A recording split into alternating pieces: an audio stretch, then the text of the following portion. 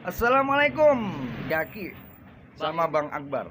ini kita sama-sama perantau ya Bang Jaki Ya, kita Mengat- ketemu sesama perantau. Kita menikmati hidup dengan enjoy. Dengan gimana Bang Akbar? dengan bahagia aja. Oh, tema Iya. bahagia keren Dengan kali ya. bahagia. Jadi di kondisi situasi pandemi seperti ini Bang Jaki, kita harus bisa tetap bahagia walaupun pemasukan kurang Bang Jaki. Wah, iya. Nggak kurang sih, tetap bersyukur. Kita harus tetap bersyukur Bang. Ya, Menurut Bang Jaki bahagia itu gimana sih Bang Jaki? Banyak rangkap jabatan, banyak duit, banyak temen, atau apa sih bahagia itu kalau menurut Bang Jaki? kalau menurut saya bahagia itu dari hati sebenarnya. Cuman keluarin lewat ekspresi, cuman nggak bisa apa ya, nggak bisa dibohongin juga. Emang secara material kita butuh,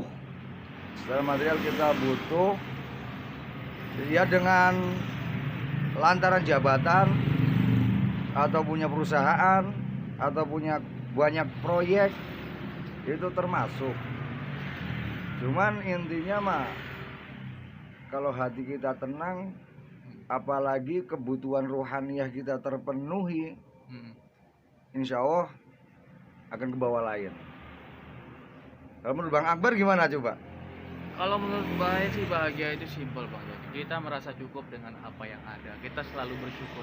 Bukan kita bersyukur dengan keadaan kita sekarang, maksudnya itu kita berhenti mencari, kita berhenti nyari yang baru Bang Jaki, rezeki yang baru.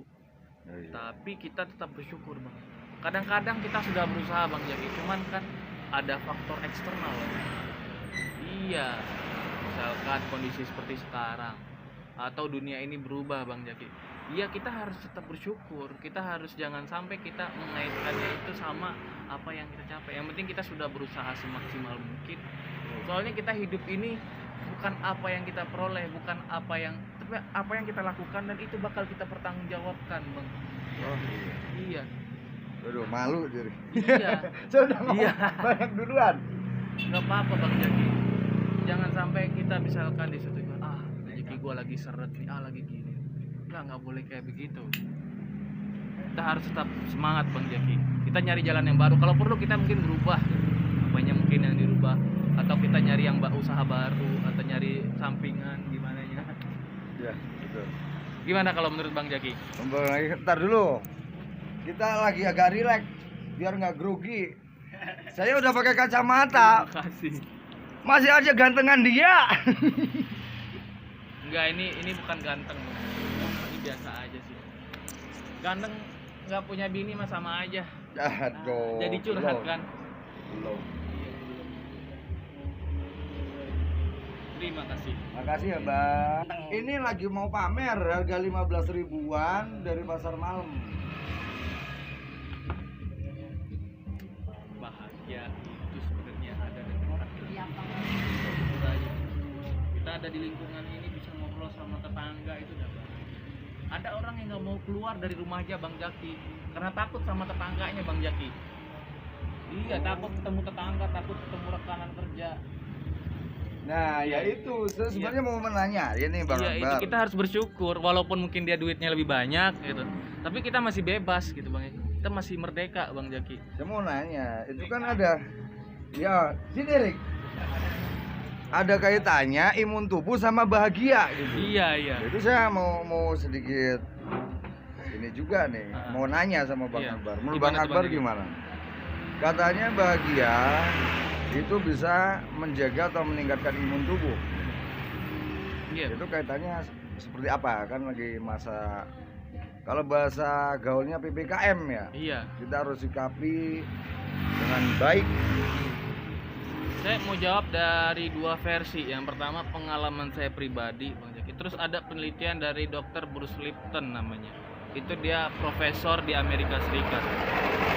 Jadi dia itu bahas kayak epigenetik Bang Jaki. Jadi dia namanya di dalam tubuh manusia itu ada epigenetik. Jadi pikiran kita ini mempengaruhi sama kesehatan kita. Katanya dia, obat farmasi itu hanya mempengaruhi 80%. 80%. Iya, kalau misalkan kita kecelakaan atau apa sakit, Itu ya masuk 20% ya yang perlu obat farmasi.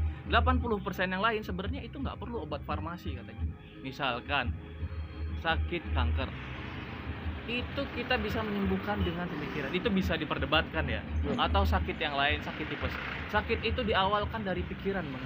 Misalkan, wah dia pakai pikiran, oh usahanya lagi seret, atau dia mungkin ada masalah, ada apa, kebawa pikiran.